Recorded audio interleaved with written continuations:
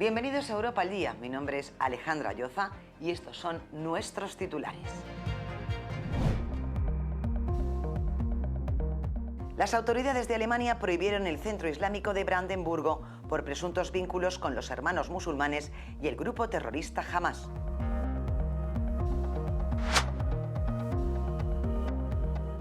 El ministro de Defensa de Alemania, Boris Pistorius, afirmó que los países que suministran armas de largo alcance a Ucrania tienen el derecho de decidir el uso que Kiev haga de ellas, respaldándose en el derecho internacional.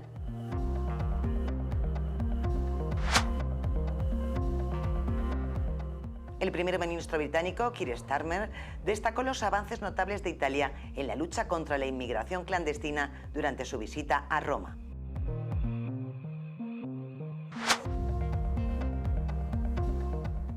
El gobierno de Francia emitió una recomendación a sus ciudadanos para evitar viajar a Venezuela debido al incremento de tensiones tras las fraudulentas elecciones presidenciales del 28 de julio. Las autoridades de Alemania han prohibido el centro islámico de Brandenburgo, ubicado cerca de Berlín, por sus presuntos vínculos con los hermanos musulmanes y Hamas, acusados de actividades antisemitas. El ministro del Interior, Michael Stubken, explicó que esta acción responde a la necesidad de frenar el crecimiento de asociaciones que promuevan ideologías extremistas contrarias al orden constitucional alemán. Las autoridades de Alemania prohibieron el centro islámico de Brandenburgo, cerca de Berlín, por presuntos vínculos con los hermanos musulmanes y el grupo terrorista Hamas. Se acusa a estas organizaciones de promover actividades antisemitas. El ministro del Interior de Brandenburgo, Michael Stubben, señaló que la organización llamada Centro Islámico Fürstwalde al-Islam está en contra del orden constitucional alemán. Stubben anunció que la policía realizó un registro en las instalaciones del centro, ubicado a unos 80 kilómetros de Berlín, para hacer cumplir la prohibición.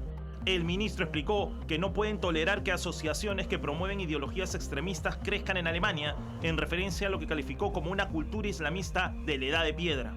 La medida se produce a pocos días de las elecciones locales en el estado de Brandenburgo, donde temas como la religión y la migración han generado una fuerte polarización.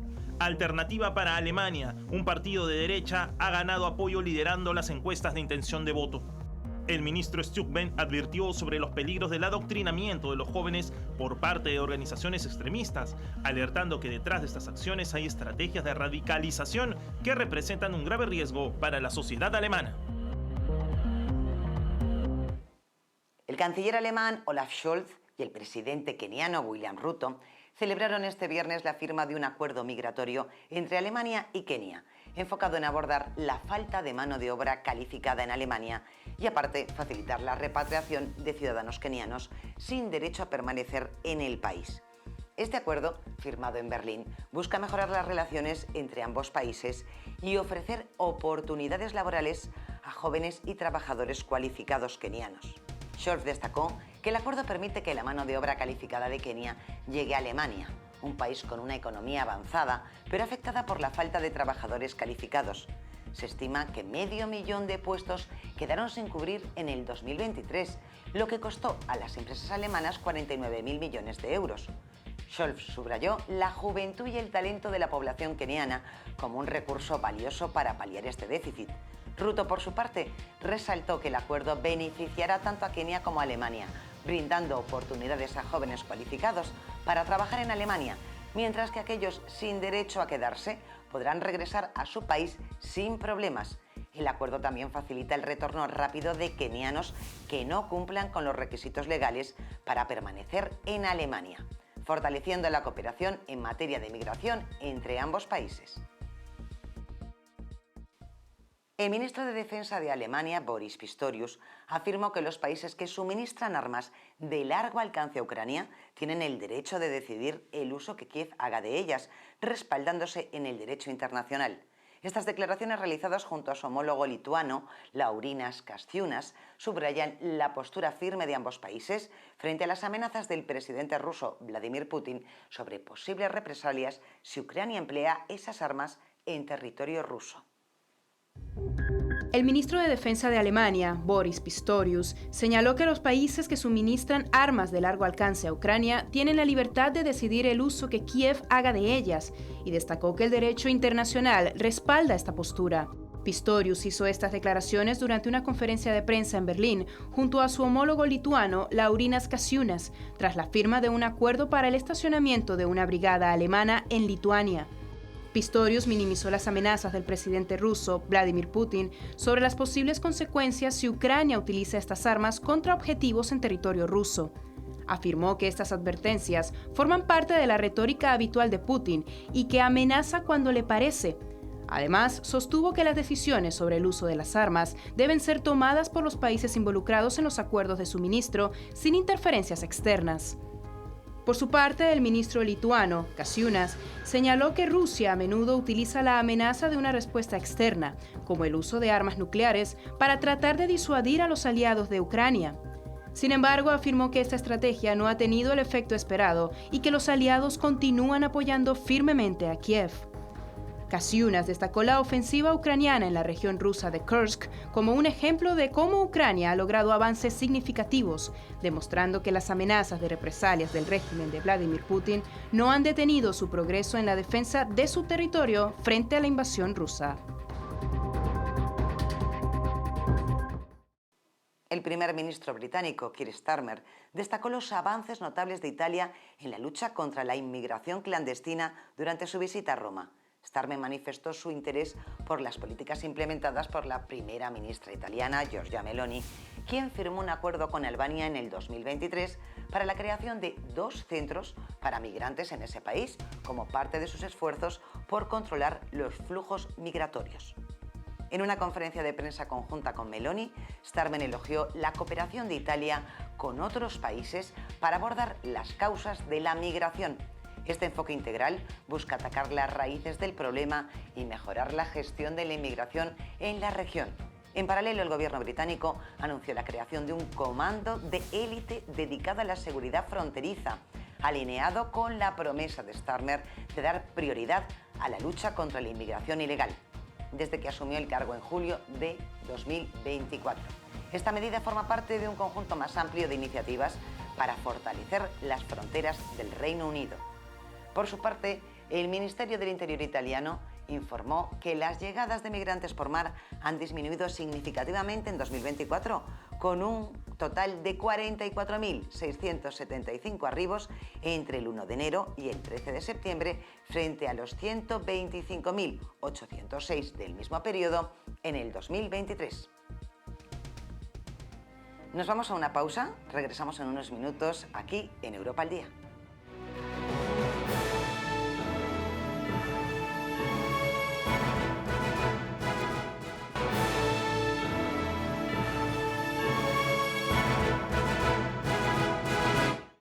Regresamos en Europa al Día.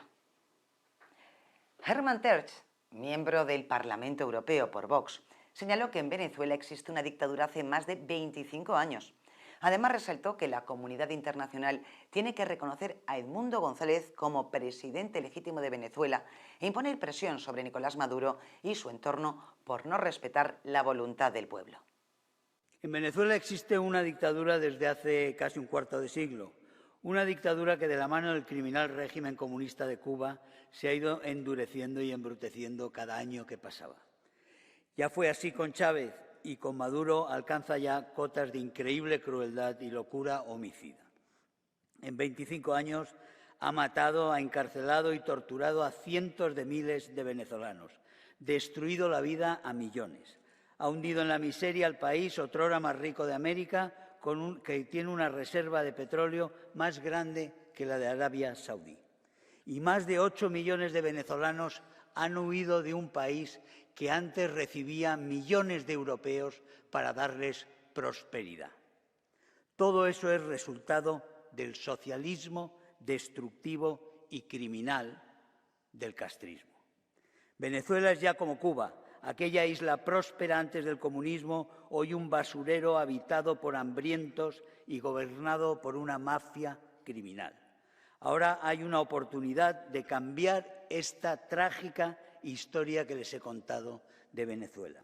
Gracias a una mujer, una heroína, María Corina Machado, las elecciones que la dictadura organizó para mantener el engaño movilizaron a la nación, a toda la nación, con el milagro de la esperanza. Y gracias a su organización se arrebató a la dictadura las actas que prueban su humillante derrota. Gracias a eso, la victoria del candidato de la oposición, Edmundo González Urrutia, está probada y ratificada por organismos internacionales. Ahora la comunidad internacional tiene que hacer su parte. Tiene que reconocer, en primer lugar, a Edmundo González Urrutia como el presidente legítimo de Venezuela e imponer toda la presión sobre Maduro y su entorno para que sufran, si no aceptan la voluntad popular. Edmundo González Urrutia, presidente electo de Venezuela, según las actas presentadas por la oposición, ha sostenido reuniones en España con figuras políticas clave, como el expresidente José María Aznar y el líder del Partido Popular, Alberto Núñez Feijóo. La visita de González a España, donde ha buscado asilo tras la persecución del régimen de Nicolás Maduro, se produce en un contexto de creciente tensión diplomática entre ambos países, especialmente tras la detención de 2 españoles en Venezuela. Edmundo González Urrutia, ganador de las elecciones presidenciales en Venezuela, según la evidencia presentada por la oposición, se reunió con el expresidente del gobierno español, José María Aznar, y también estuvo presente en el Congreso de los Diputados, donde tuvo un encuentro con el líder del Partido Popular, Alberto Núñez Feijóo. Esta visita ocurre una semana después de que el Pleno del Congreso aprobara una solicitud del PP para reconocer a González Urrutia como presidente electo de Venezuela. González, quien llegó a España el pasado 8 de septiembre en busca de asilo tras ser perseguido por la dictadura de Nicolás Maduro, ha mantenido encuentros con varios expresidentes españoles. Además de Aznar, se reunió con Mariano Rajoy y Felipe González la semana pasada. Los 3 expresidentes han manifestado su apoyo a González como presidente electo de Venezuela. No obstante, el presidente del gobierno español, Pedro Sánchez, quien dio luz verde a la acogida de González Urrutia en España, no ha reconocido oficialmente su victoria en las elecciones venezolanas. En un comunicado, la Fundación FAES, presidida por Aznar, expresó su apoyo a la democracia en Venezuela y condenó la situación que llevó a González al exilio. La fundación también criticó al gobierno español y al expresidente socialista José Luis Rodríguez Zapatero por su complicidad con el régimen de Nicolás Maduro. FAES también respaldó la denuncia de Andrés Pastrana ante la Fiscalía de la Corte Penal Internacional sobre las violaciones de derechos humanos en Venezuela. Las relaciones entre España y Venezuela se encuentran tensas. La reciente detención de 2 españoles en Venezuela por su presunta implicación en una supuesta operación para asesinar a Maduro ha elevado las tensiones. El Ministerio de Exteriores español ha desmentido cualquier vínculo con una operación de desestabilización en Venezuela y ha rechazado las acusaciones del régimen de Maduro. Alicia García, portavoz del Partido Popular, criticó duramente en el Senado a Pedro Sánchez y los socialistas por no reconocer a Edmundo González Urrutia como presidente de Venezuela. Además, indicó que tienen miedo de criticar al dictador Nicolás Maduro.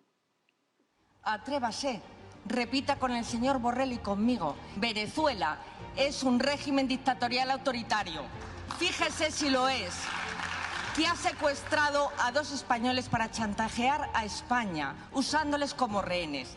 Y fíjese que no hay mejor prueba de la dictadura de Maduro que la expulsión al exilio de miles y miles de venezolanos, que el secuestro de turistas para chantajear a las democracias o intimidar hacia el asilo al vencedor de las urnas, Edmundo González. Teníamos la esperanza de que ustedes hubieran repensado su muy madura equidistancia con el dictador. Al ver estos ejemplos de sus colegas, ustedes no, claro, señorías socialistas, no han respaldado el mandato de los venezolanos el 28 de julio y andan pidiendo las actas que saben que Maduro no va a mostrar porque ratificaría su rotunda derrota. ¿Por qué tienen tanto miedo a incomodar a Maduro? ¿Qué deuda tienen con el dictador? ¿Qué es lo que pesa tanto en el silencio cómplice de Zapatero? Ojalá que tanta reverencia no descanse en ninguna maleta de Delsi. ¡Qué vergüenza y qué tristeza, señorías socialistas! El gobierno de Francia emitió una recomendación a sus ciudadanos para evitar viajar a Venezuela, salvo por motivos de fuerza mayor, debido al incremento de tensiones tras las fraudulentas elecciones presidenciales del 28 de julio. Esta advertencia fue publicada después del arresto de 3 estadounidenses, 2 españoles y un checo, quienes fueron acusados por el régimen de Nicolás Maduro de intentar desestabilizar el país.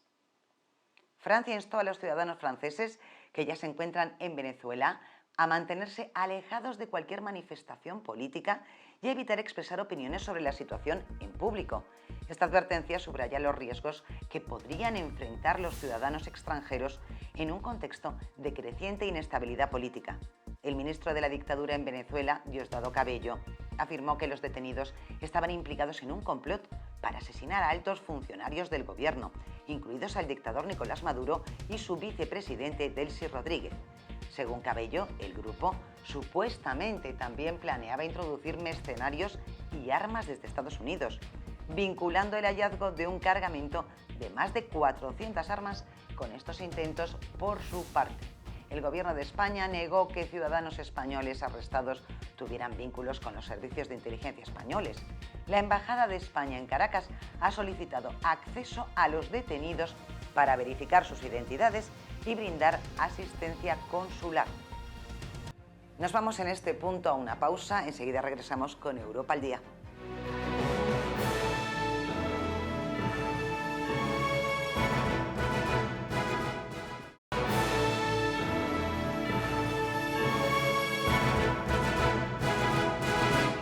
Un ataque aéreo ruso sobre la ciudad de Kharkov dejó 33 personas heridas, incluidos 3 niños, al impactar en un edificio residencial. Mientras las autoridades continúan las labores de rescate, el presidente ucraniano Volodymyr Zelensky hizo un llamado a la comunidad internacional a proporcionar apoyo decisivo, como el suministro de misiles de largo alcance para contrarrestar los ataques de los invasores rusos. Un ataque aéreo de Rusia sobre la ciudad de Kharkov, en el noreste de Ucrania, dejó al menos 33 personas heridas, entre ellas 3 niños, según informó el alcalde Igor Terehov. La explosión de una bomba aérea guiada afectó a un edificio residencial, causando daños desde el piso 9 hasta el 12 y provocando un incendio. Las autoridades locales continúan con las labores de rescate, temiendo que haya personas atrapadas bajo los escombros.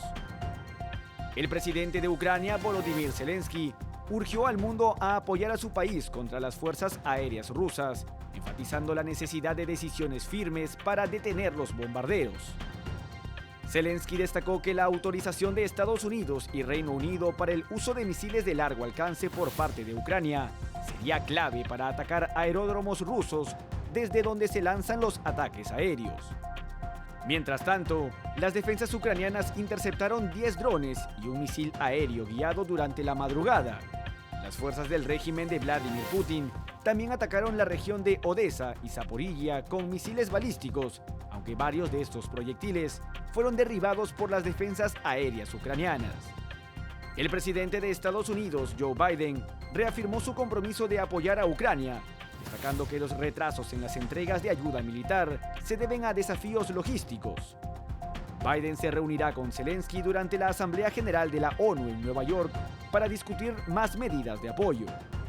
Según Jake Sullivan, asesor de seguridad nacional, Biden está decidido a utilizar los últimos meses de su mandato presidencial para asegurar que Ucrania esté en una posición favorable para enfrentar a Rusia y asegurar una solución hasta el conflicto.